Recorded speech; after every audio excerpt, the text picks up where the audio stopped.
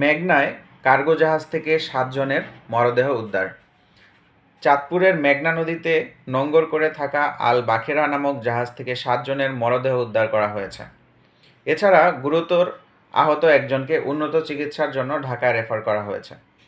নৌ পুলিশের চাঁদপুর অঞ্চলের police super SP Syed Mushfiqur Rahman বলেন, পণ্যবাহী জাহাজটিতে থাকা ব্যক্তিদের দেশীয় অস্ত্র দিয়ে আঘাত করে হত্যা করা হয়েছে।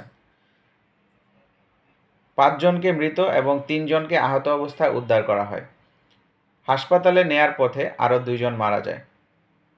পূর্বশত্রুতার জের থেকে তাদেরকে মারা হয়েছে বলে প্রাথমিকভাবে ধারণা করছে চাঁদপুর জেলা নৌ পুলিশের পুলিশ সুপার সৈয়দ মুশফিকুর রহমান। নম্বর বিকেলে ওই মরদেহ এবং আহতদের উদ্ধার করে কোস্টগার্ড ও নৌ পুলিশ। বাংলাদেশ কোস্টগার্ড চাঁদপুর স্টেশনের station commander lieutenant commander Takiul Ahsan তিনি জানান, জাতীয় জরুরি সভা 999-এ কল পেয়ে দুপুরের দিকে হাইমচরের নোঙর করা জাহাজটির ঘটনাস্থলে তারা ছুটে যান। জাহাজে গিয়ে তারা দেখতে পান 8 জনকে আলাদা আলাদা কেবিনে চাদর কম্বল দিয়ে ঢেকে দেয়া আছে। দেখে মনে হচ্ছিল তারা ঘুমাচ্ছে। কাছে গেলে দেখা যায় তাদের মাথায় গুরুতর আঘাত আছে।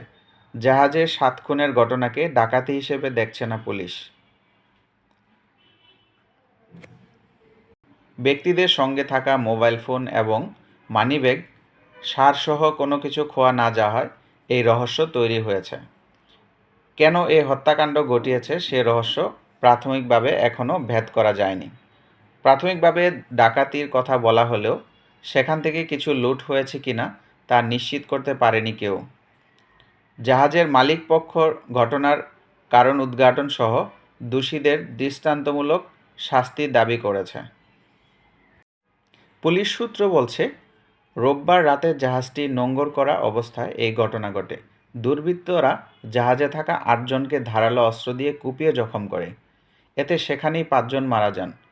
জাহাজে হত্যার শিকার সবাই আলাদা কেবিনে ছিলেন।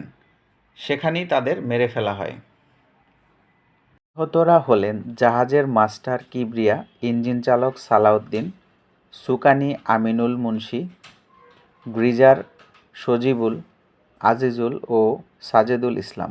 নিহত একজনের নাম জানা যায়নি। আর আহত ব্যক্তি হলেন জুয়েল। আহত ও নিহতদের বাড়ি নড়াইল জেলায়।